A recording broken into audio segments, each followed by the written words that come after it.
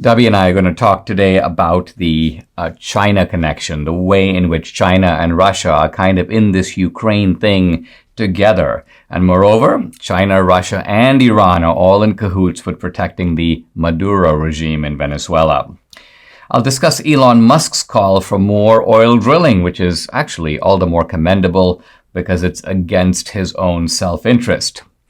The January 6th Commission is blowing a lot of hot air about Trump. I'll tell you why they've got nothing on him. And in Dante's Inferno, I'm going to enter today the circle of the heretics. This is the Dinesh D'Souza podcast.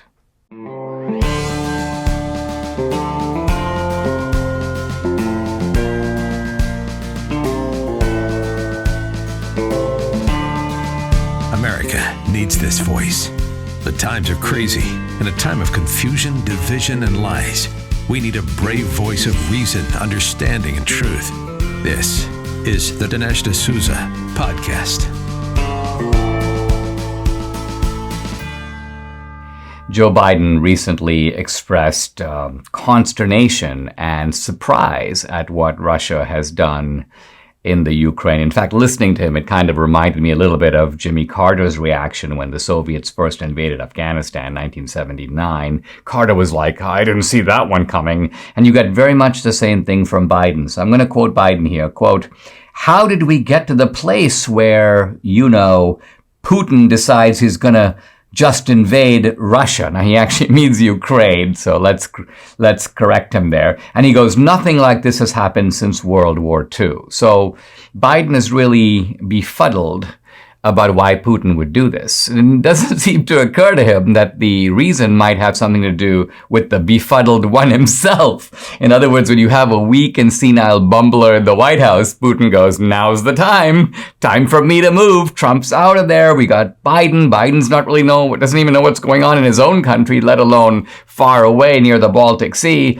So that, I think, is the at least partial answer to Biden's question. But as we survey all the heated rhetoric over this war in the Ukraine, this is a fight between the authoritarian world and the free world.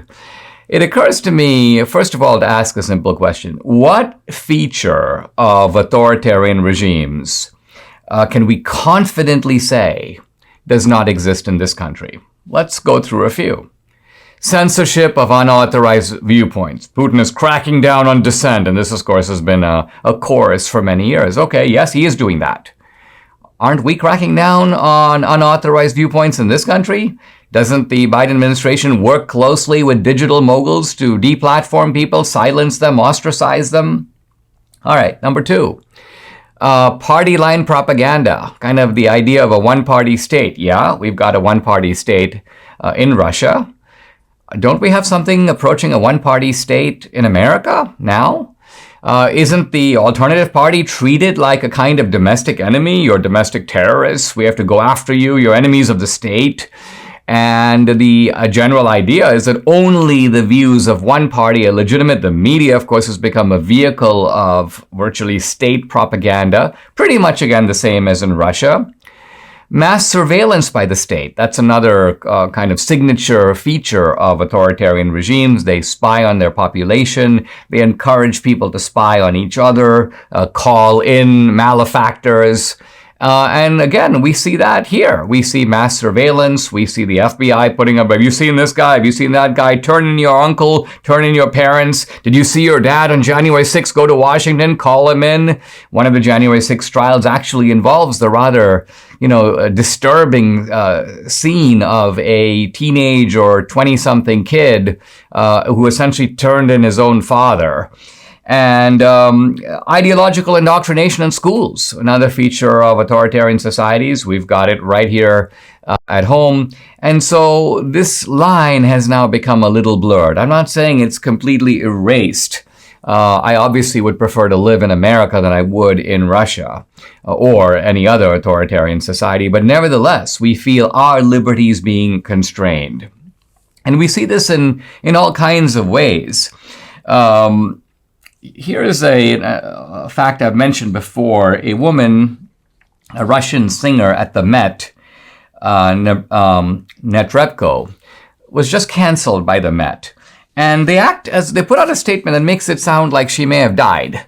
They go, it's a great artistic loss for the Met and for opera.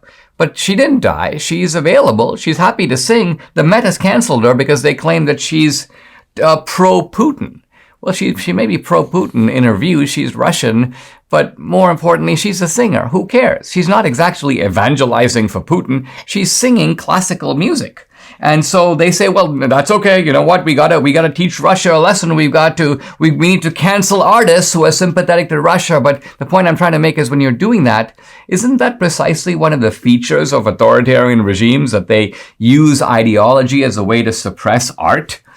There's an article in the New York Times that talks about how interesting it is and even kind of cool that the article is playfully titled Fact and Myth-Making Blend in Ukraine's Information War. And what they're really talking about is that in the Ukraine war, the Ukrainian side is putting out disinformation. The disinformation is being widely picked up and circulated in the West. It's being promoted by Western intelligence agencies. It's being then promulgated and disseminated by Western media. And the idea is that all of this is okay because it's being done by the good guys. In other words, so what if we're kind of making stuff up? The Russians make up stuff too. And once again, we come back to my point, which is a blurred line between them and us. We're doing what they're doing. They put out disinformation. We put out disinformation. Now look, governments do in fact put out disinformation. But what seems here a little bit startling is that you have Western media, which is supposed to be truthful and independent and think about it in the Vietnam War. If the press was simply, we're just going to put out disinformation that's favorable to our side. No, it was critical reporting that helped bring out what was really going on the ground. And this is one of the reasons I distrust a lot of the information I see or hear. It's because there's a conscious effort. Again, on the part of the Ukrainian government, yes, but also on the part of the CIA, Western intelligence agencies. They go, yeah, you know what? This is going to make the Ukrainians look good. This is going to make Putin look bad. And so things that would otherwise be unacceptable, noble lies, if you will, are being tolerated. Here is the International Cat Federation banning Russian cats from competition.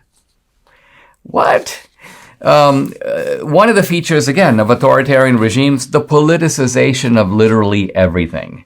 You can't even have a cat show without someone going, hey, that's a Russian cat. It always reminds me of the old Disney movies. That's an aristocat. We have no tolerance for aristocrats here. We're proletarian cats. And so intolerance, surveillance, censorship, they do it, and we don't like it when we see them doing it, so why are we doing it? Mike Lindell is the quintessential entrepreneur, and he's always coming up with new products. His latest product are the My Slippers, and when he developed these My Slippers, Debbie and I are like, let's get some of them right away. We love them. Mike has taken over 2 years to develop My Slippers. They're designed to wear indoor or outdoor all day long, made with MyPillow foam and impact gel to help prevent fatigue. They're made with quality leather suede, and for a limited time, Mike is offering 50% off his new My Slippers. The My Slippers are so comfortable, you're going to want to get some for the whole family. We actually did. Here's Danielle with her moccasins. Of course, Debbie and I just love ours. I got the moccasins. Debbie got the slip-ons. Go to MyPillow.com and use promo code Dinesh. You'll also get deep discounts on all the MyPillow products, the Giza Dream bed sheets, the MyPillow mattress topper, the MyPillow towel sets, and so on. Call 800-876-0227. That number, 800-876-0227, or go to MyPillow.com. Make sure to use promo code DINESH, Dinesh. We want to talk, Debbie and I do, about the China connection. Now, there's a war in Ukraine between Russia and Ukraine, with the West backing Ukraine. What does China have to do with it? Well, it's kind of an old Latin phrase, which is cui bono, who benefits? Who benefits? And let's look at this Ukraine war from the point of view of China. You got three big powers in the world. You got Russia, you have China, and then you have loosely the West. Two of them are fighting with each other. So the third guy is looking on and going, I like this. You guys fight. I'll watch. So in a very simple sense, China benefits simply by being sort of out of it and letting the other two guys weaken themselves, mutual recriminations, mutual accusations, and perhaps even at some level lethal conflict, and the two sides wear each other down. And of course, the third man ends up perhaps the strongest at the end. Debbie and I have been reading an article by Stephen Mosher, who was on the podcast recently. It essentially says it's called, "With U.S. distracted by Ukraine, Xi is plotting his own invasion." What do you think? Yeah. Well, it's really interesting. The other thing he says is that before the Olympics, they signed about 15 agreements, China and Russia. Some of them being including natural gas, oil, rice, wheat, Russian wheat. And so what happened is, I think Putin was like, okay, I don't really care the sanctions that are going to be imposed on me because I'm making a deal with China and I'm going to be okay financially. I think that's what happened. Oh. Not to mention that Putin, however you say it, agreed to delay the invasion of Ukraine until after the Olympics. So I think what Moshe is getting at here and what Debbie is italicizing is that this was kind of coordinated between the two of them. The Chinese knew it was coming. Putin was sort of protecting himself against what probably the inevitable sanctions that he knew were going to follow by saying, listen, I'll cut some deals with these guys beforehand. And the Chinese are like, well, listen, we got the Olympics. We're kind of showcasing China to the world. We don't want attention to be turned away by your little expedition in the Ukraine.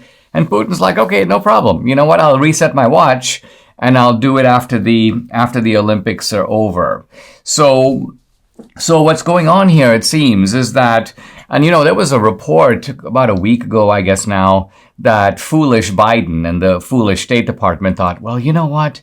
Why don't we take this intelligence that we have on Russian aggression mounting at the Ukraine and tell the Chinese? Yeah. So the Chinese can perhaps block the Russians from doing it. Yeah. And because these goofballs had no idea that the Chinese and the Russians were... They're like this. They were colluding over...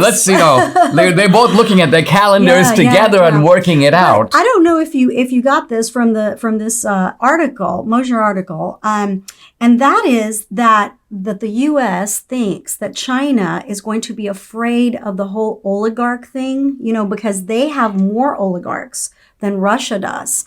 And so their oligarchs stand to lose way more than the Russian oligarchs. And so I think the U.S. thinks that by scaring China into saying, look what we're doing to the Russian oligarchs, we're going to do the same thing to yours, that somehow that is going to make them kind of back off.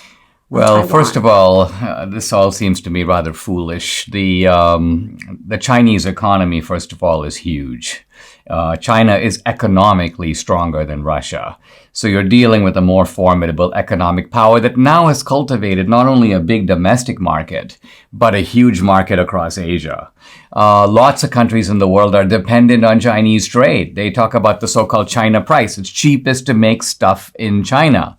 So the Chinese oligarchs are going to be plenty rich even without doing business with the West, because they've now developed enough strength outside of the West. So you're saying they're not put off at all by all this? No, and one of the points Moshe gets at when he says Xi is plotting his own invasion is he's kind of watching to see what happens in Ukraine. Mm-hmm. And I think if he sees that A, Putin can do it, and B, the West is kind of confused, vacillating, ineffective. I mean, here's a little tidbit from Disclosed TV. So apparently Visa and MasterCard decided we're out of Russia, right? And they thought, man, this is going to be a big strike against Russia because look, all these corporations are pulling out. And what did the Russians do? They just switched the Chinese credit card system, which is called Union Pay, which happens to be the second largest and fastest growing global credit card network. So the Russians are like, well, listen, we'll just cut you out. You don't want to do business with us? No problem. We don't care. We turn over to China. Yeah. And so you're seeing a new world order, to use an old term, emerging here with China and Russia recognizing. I'm not saying that ideologically they're the same. The Chinese obviously are more hardcore on the Marxist-Leninist front. Even though Putin's an old KGB guy, I don't think he's coming from a sort of ideological Marxist point of view. It's interesting too, though, because these two countries, have a lot of money, and they use it wisely. And we'll talk about this in the next segment about where they're using it and why. Absolutely. I think we all know that fruits and veggies are essential to a healthy diet. Turns out that most people, most Americans, us too, we don't eat the required amount. And it's partly because it's hard to do. Sometimes we don't like particular veggies or even fruits. And fortunately, there's a great solution to all this. It's called balance of nature. So Debbie and I are into this stuff. We take 3 of these capsules. These are the veggies. And then 3 of these. These are the fruits. Easy stuff. They smell great, easy to swallow, no problem. And we've gotten our full dose of everything we need. And this is my favorite. This is called Fiber and Spice. And boy, can I tell the difference, especially when we travel and I don't get to take it with me. Oh my goodness, it makes a huge difference. And it also helps with my acid reflux. It literally, when I take it, I don't get it. So I really, really love it. And right now, if you place an order, you will get 35% off your first order of Balance of Nature. And free shipping. And free shipping. You'll use discount code America. Call 800-246-8751. That number is 800-246-8751. Or just go to balanceofnature.com and use discount code America. We've been talking, Debbie and I, about how the New World Order is being reconfigured. And there appears to be an emerging alliance. We can see it between China and Russia. And there may be a third player here that we're forgetting about, and that is the radical Islamic regimes. And I can think specifically of 2, Iran and Turkey. Now, all of this may seem a little bit abstract, a little bit theoretical, like, is this alliance really materializing? Is there some place in the world where we can see it actually in effect? And as it turns out, there is, and that country is Venezuela. Well, as I've told you for many years, I've been very, very afraid of these alliances that are happening with these countries, with these superpower countries, and Venezuela. And, for obvious reasons, I think geopolitically, if they have weapons and they put weapons in the hands of the Venezuelans or in Venezuela and act as on their own behalf, we are looking at short-range missiles coming from Venezuela to our shores. Only 1,300 miles separate Venezuela, Caracas, from Miami. So very, very short-range missiles is all that's needed, right? So it's worried me, and it worries me even more that we don't talk about it and that we don't have I don't think we have a good grasp on what's really going on. So a couple of years, there's been a lot of instability with the Maduro regime, and they've been trying to oust him, and unsuccessfully. And of course, now that Biden is in control, that is not happening, Venezolanos. I hate to tell you, but you are not going to be a free country. So there was a Newsweek article a couple of years ago that basically said that the United States was more concerned about China. Of the 3 countries, they didn't really specify Turkey as much, but of, China, Russia, Iran, they were more concerned about China. And I really wasn't. I was actually a little more concerned about Iran because I've heard of Venezuelan friends of mine talking about how they saw these trucks with Farsi on them and they thought they were missiles. And of course, that really scared me a little bit. Well, I think you were thinking probably more in terms of terrorism. Yes, I was thinking more in terms of that, yes. And in terms of Iran's got an appetite for getting a nuclear weapon. Let's remember that the other 2 countries here, Russia and China, have a substantial arsenal of weapons. Interestingly, Russia the most, Yes. and China second. Yeah. So anyway, all three countries have sold weapons to Venezuela in the billions of dollars. And so Venezuela owes them a lot of money. So not only have they propped them up militarily, but they have given them money for oil refinement. They have given them money for infrastructure, because if some of you recall, all of the grids in Venezuela were mossed over, and so they were having all these horrible blackouts. I know my aunt would often WhatsApp me and say, hey, we don't have any Wi-Fi. I'm having to go over here to get Wi-Fi. Please help us. Is there anything you can do? I mean, how helpless, was I getting these messages from her? But so they have supposedly tried to help them with infrastructure. So all that to say that geopolitically, it's very smart of Russia, China, and Iran to do this, being so close to us. Well, I also think it's fascinating how these countries, very different as they are historically, are able to get along. In other words, there's obviously some kind of a power-sharing agreement. The enemy of my enemy is my friend. Yeah, but right. But you would think that now, having Venezuela, they would be jostling, and maybe they are a little bit, for who's really calling the shots in Venezuela. But it could very well be that they figured out a way to share the spoils, because you do have an oil-rich country in Venezuela. Look at this. I don't know if you've seen this, honey. It just came out.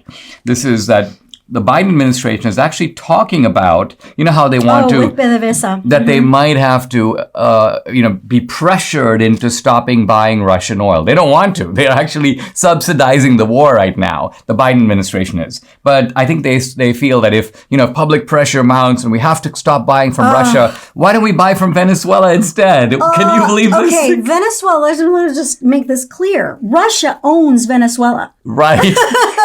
Right. Russia owns Venezuela. In fact, Venezuela cannot possibly pay back the debt that they owe Russia for oil. So if Biden is dumb enough to think that he's somehow going around Putin and making deals with Maduro, you know what?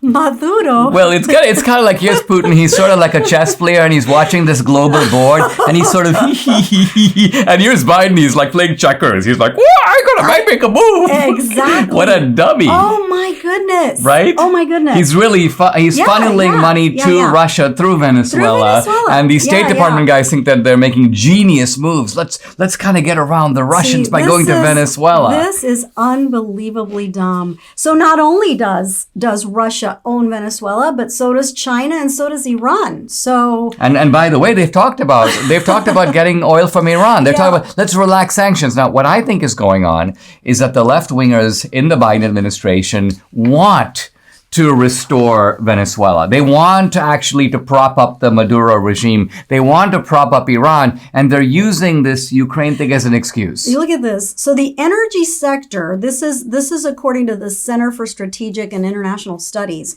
The energy sector in the centerpiece of Caracas's relationship with the centerpiece of Caracas' relationship with the Kremlin. The centerpiece. Yeah. So we're seeing, I think, on the global stage, a great unwinding. And, it seemed that the United States was losing its kind of unipolar status in the world, losing its footing. Mm-hmm. And I think with Biden, this losing of footing has become a complete mudslide. We've just got this messed up guy in the White House. And as a result, we're seeing a rapid unwinding of American power. It's going to be very hard to put all this back. If you suffer from aches and pains, you don't have to just live with them, put up with them, be okay with them. They're not okay. And there happens to be a great drug-free solution to fight aches and pains. This is Relief Factor, and Relief Factor does the work by fighting inflammation. Inflammation is really the kind of source of aches and pains, and by getting rid of the inflammation, you get rid of the pain. So people who order Relief Factor, they like it, they love it, they keep ordering it. Why? For the simple reason that it works. And we have here someone who can testify to that. So I have a lot of inflammation in my shoulder, my right shoulder. And for a couple of years now, it's been really difficult to exercise, lift my arm, do weights, all that. And when I discovered Relief Factor, I started taking it and the pain is gone. I can lift my arm, I can exercise, do all the things that I did before the pain. And so I love it. Well, try it for yourself. Order the 3-week quick start for the discounted price of just $19.95. Go to relieffactor.com or call 833-690-7246 to find out more about this offer. That number again, 833-690-7246. Or go to relieffactor.com. Feel the difference. The entrepreneur, and happens to be the richest man in the world, Elon Musk, has come out foursquare in support of increased oil drilling. And this is particularly surprising because it is, well, you'd have to say against his interest to say this. In fact, here's his tweet. He goes, hate to say it, but we need to increase oil and gas output immediately. And then, as if to say, this is not all about him, this is really about something bigger than him, he goes, quote, extraordinary times demand extraordinary measures. Now, I think Musk here is echoing something that I and others have been saying, which is that if you want to undermine Putin, let's generate some oil at home. You don't have to actually go buy it from Iran or buy it from Venezuela or do stupid stuff like that. We have it here. We have a lot of oil. We have a lot of natural gas. And Elon Musk is saying, let's go dig some of it out of the ground. Musk adds, now quoting him, obviously this would negatively affect Tesla, but sustainable energy solutions simply cannot react instantaneously to make up for Russian oil and gas exports. So part of what he seems to be saying is, listen, let's stop the importing of Russian oil and gas.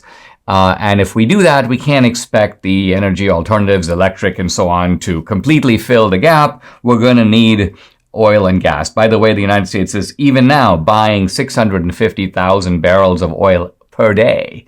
We're financing in part the Russia war against Ukraine, even as we denounce it in all kinds of ways. Russia, by the way, produces 1 in 10 barrels of oil in the world. It's the third largest oil producer in the world.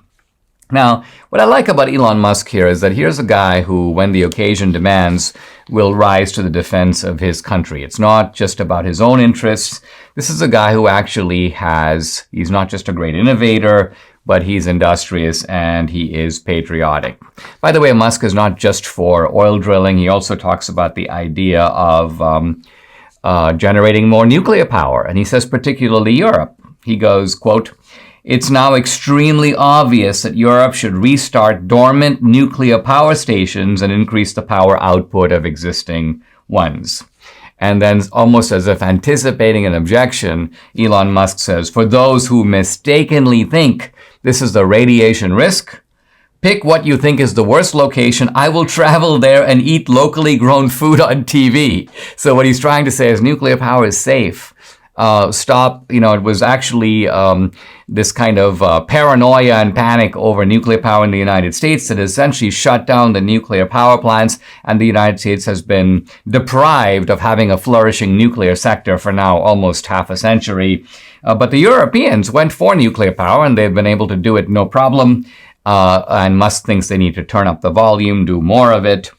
And these are ways, practical ways. This is how entrepreneurs think. It's not just about issuing stern statements, we stand with Ukraine, #Ukraine. No, if you actually want to undermine Putin, take away some of his coins, do it by importing less of his oil and natural gas, start doing more oil and natural gas, start doing more nuclear power here in the West. Russia's invasion of Ukraine has sent the markets into an uproar. The market's going down, gold is going up, and this is exactly why it's important to have gold as part of your investment strategy. Precious metals have historically been a safe haven in times of geopolitical insecurity, and that's what we have now. Birch Gold is the leader in converting IRAs and 401ks into a tax-sheltered IRA backed by gold and silver. Now is the time to protect yourself by investing in something with real value, gold and silver from Birch Gold if you haven't already.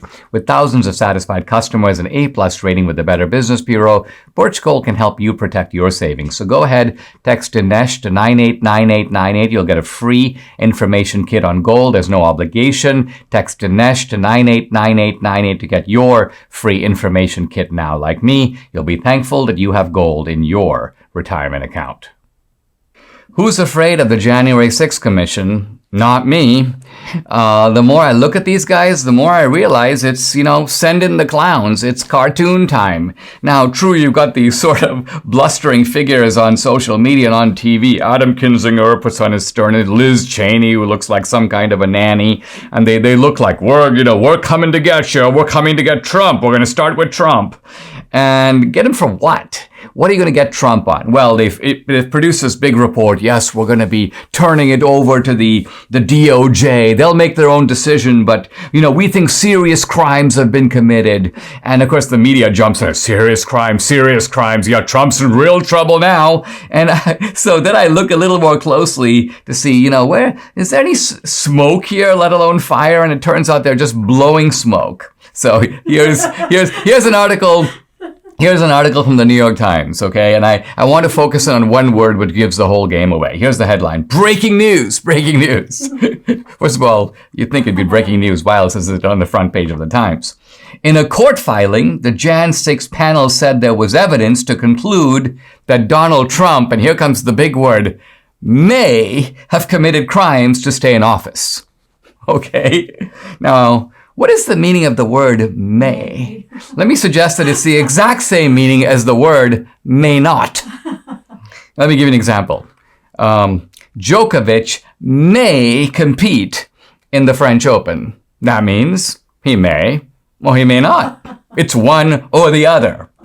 China may invade Taiwan. That means China will invade Taiwan unless it won't. So may here is giving you no information at all, and it gives you the clear indication that all they're suggesting is a possibility. Trump might have committed crimes to stay in office. Dinesh might have committed crimes in order to have his podcast. He actually didn't, but he might have. It's possible. It's not logically impossible that I have. All right, here we go. Let's continue with another. Here's another headline. Honey, that's not a good analogy. In a legal filing, I know honey, you always worry the FBI will show up at our door. The January 6th Commission, Dinesh, please show up on Wednesday to testify. I'm like, yes, I will. Please have a big screen TV present so I can play mule videos prior to my testimony, or included in my opening statement. Here's New York Times again. In a legal filing, the Jan 6 panel laid out a narrative. Laid out a narrative is the kind of somber term for spun a yarn. It laid out a narrative aimed at showing that Donald Trump knew the 2020 election was not stolen. Now, first of all, on the face of it, this is absolutely stupid. Because if there's one thing that Donald Trump does know, it's that the January 2020 election was stolen. He's been saying that nonstop pretty much every time he opens his mouth since Election Day. So the idea that he somehow knew it wasn't stolen, it flies in the face of obvious reality. So it's clear that these January 6 guys have got absolutely nothing on Trump. And the Times even admits it, because as you delve into the article, right there it goes, I'm now quoting, quote, they say, the January 6 laid out its argument for a potential criminal case. Next sentence.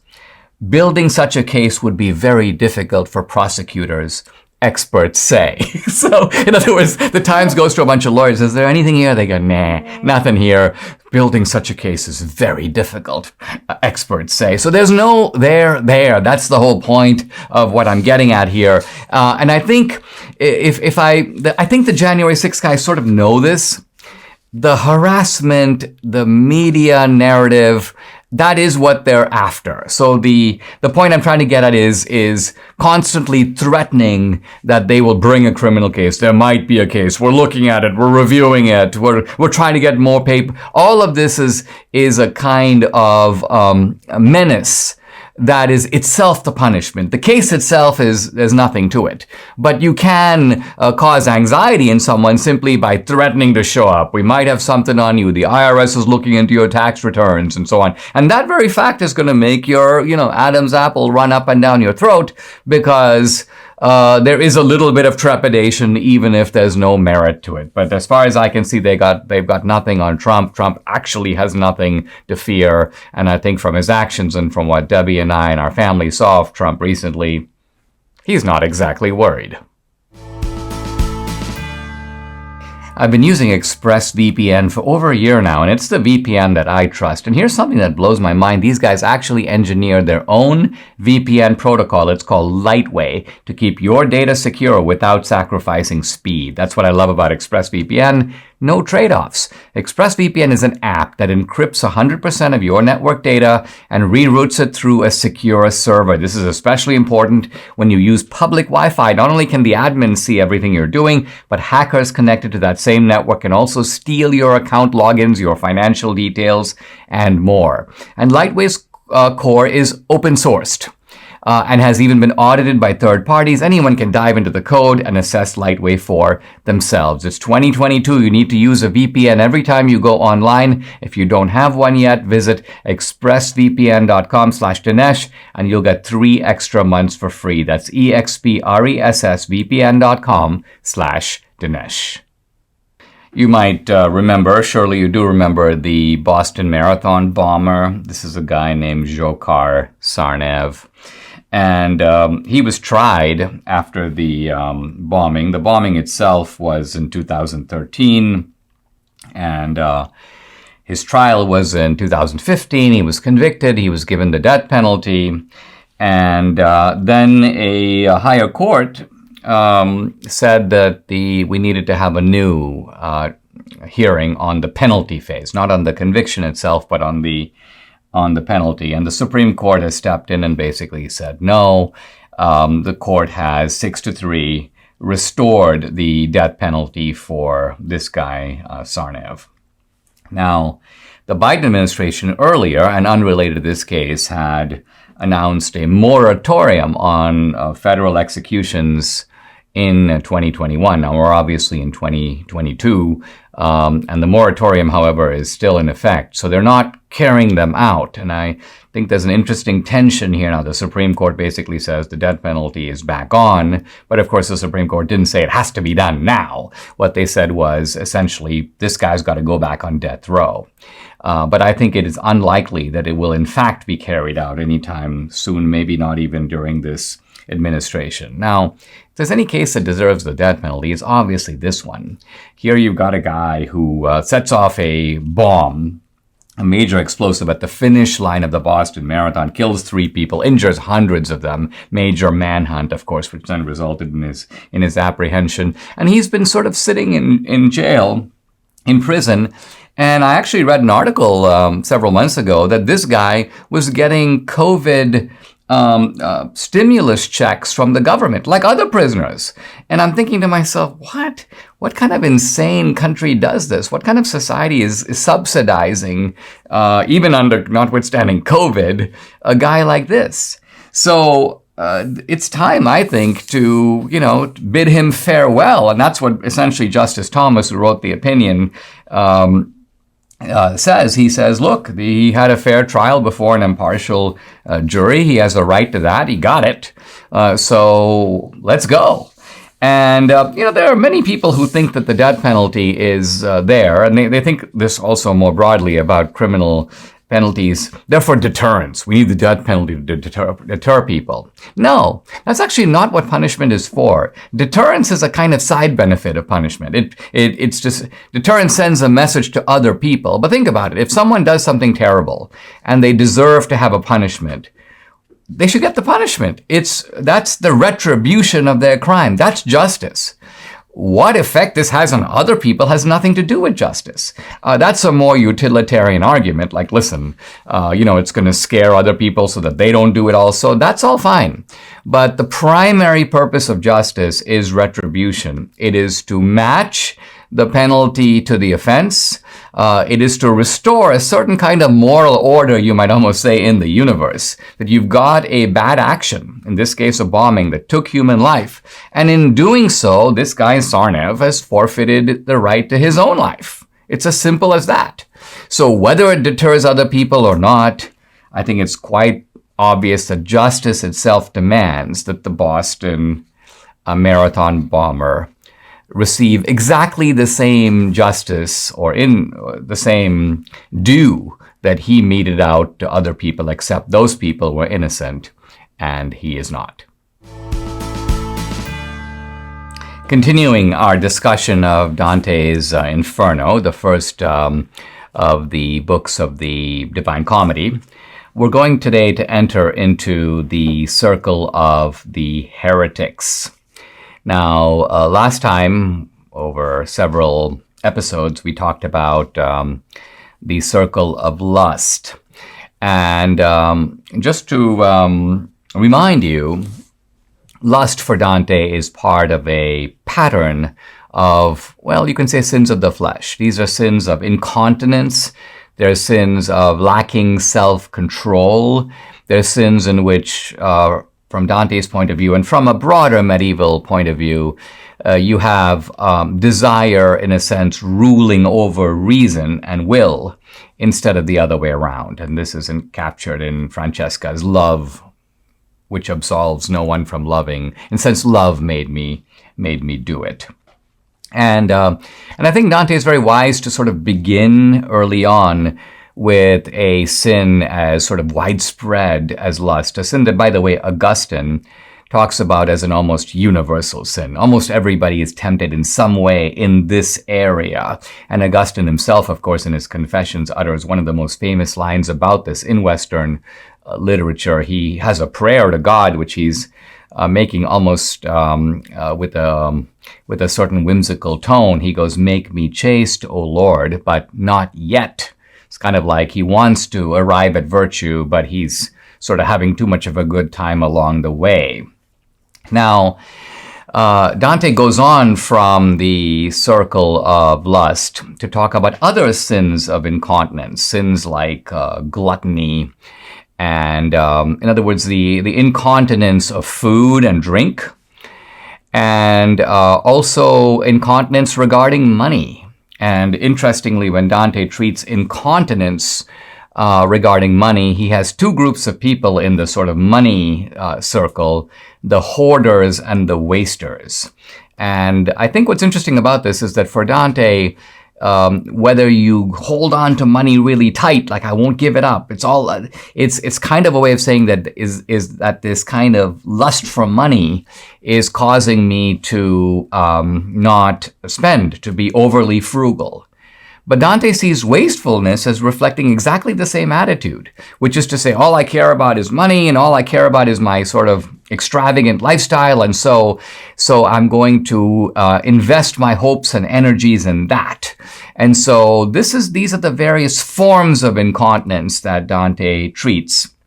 But we're going to move a little swiftly because what we're doing here is we're not doing a line-by-line, canto-by-canto reading of the Inferno. We're finding interesting signposts along the way. And so we're going to move out of the circle of incontinence, and we're now moving into the second category of sins. So there are three big categories of sins in the Inferno: the sins of incontinence, which I've mentioned, the sins of violence. And the sins of violence, by the way, are divided into three parts: violence against others, violence against self, and violence against God and nature. So we'll talk about that presently. And then sins of fraud. And fraud itself is divided into two categories. You can call it loosely simple fraud and sort of deep fraud or complex fraud. And what makes fraud complex? Well, what makes fraud complex is fraud is especially bad when it is committed against people who are in our special care or people with whom we have a special bond of trust. So that's further down, in a sense, deeper into the bowels of the Inferno. But on our way to the circles of violence, which we'll talk about, there's another circle, a kind of circle that doesn't seem to fit the schema all that well, and that is the circle of the heretics. Now, Dante admits that he has taken his schema for the Inferno sort of from the classical tradition. He's taken classical virtues and inverted them, and that's where he gets incontinence. Incontinence, for example, you can see is the opposite of moderation. And similarly, violence and fraud are sort of the polar opposites of classical virtues. But heresy, Dante says, doesn't fit this because in classical antiquity, they weren't concerned specifically about Christian truth and Christian doctrine. And so Dante says we have to add this in because, of course, in a Christian poem, we have a grave sin, which is the sin of heresy. But Dante doesn't treat heresy in the normal way. So heresy, what is heresy? Well, the actual meaning of the word heresy is deviating from a straight path. So the straight path is the path of, you may say, orthodoxy, which is the right way. And heresy is falling away from that right way. So in the kind of dictionary definition, a heretic is someone who rejects the formal teaching of the church. The church has, in Christianity, you have doctrines. Let's say, for example, the doctrine of the Trinity, which is that God the Father, God the Son, God the Spirit are three persons, but all in one God. And they're equally three, and yet they are one. And so rejecting God's oneness is a heresy. At the same time, insisting that God is one, but that God the Son and God the Spirit are somehow lesser than the Father, that's a different type of heresy. And in early Christianity, you had a kind of profusion of heresies, many of them condemned by the early church councils. And one might expect that you find all those guys, the Manichaeans, the Albigensians, the Pelagians, those kinds of sort of heretics from early Christianity. You'll find them all in here in the circle of the heretics. But no, Dante treats the subject in such an interesting way. He comes across two prominent figures in the circle of the heretics. One is a politician named Farinata, and the other is a poet named Cavalcanti.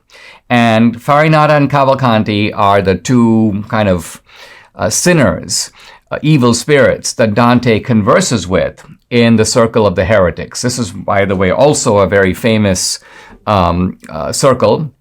And this is a very instructive conversation that Dante has. But at the face of it, you might start by saying, wait a minute, Farinata is a politician, a Florentine political figure. It turns out a Ghibelline, in other words, a member of the rival party to Dante. Dante was a Guelph, and if you recall, the Guelphs are the party of, you may say, the Pope, and the Ghibellines are the party of the empire. So Farinata is a Ghibelline. He's a kind of a member of a rival family to Dante's. And the question is, what on earth does a conversation about politics and poetry? I mean, admittedly, these are topics of great interest to Dante. Dante was a politician in Florence in the year 1300, where the poem is set. Dante is also, of course, a poet. So you can see why he would be interested in having a political conversation, having a conversation about poetry. But why would he put these guys in the circle of the heretics? And I think as we begin to look more closely at these conversations, we begin to see that Dante has a much subtler and deeper understanding of heresy. For him, it's not just a matter of, here's a teaching, you reject it, you break with it, you're a heretic. No, for him, heresy is something else altogether. And as we begin to look at these two very different figures, we constantly have to do the work of asking, what is it that these two very different guys, who are, by the way, sharing the same tomb. In the circle of the heretics, by the way, there are flaming tombs, tombs that are consumed by fire. And Dante is walking through these tombs, and in fact, he doesn't even see the sinners at first because, of course, there's a glare that's produced by the fire itself. When one of the tombs opens up and a man sort of almost Jack-in-the-Box style pops out and begins a conversation with Dante, and what he says and how he says it is a topic we'll take up next time. Subscribe to the Dinesh D'Souza podcast on Apple, Google, and Spotify, or watch on Rumble, YouTube, and SalemNow.com.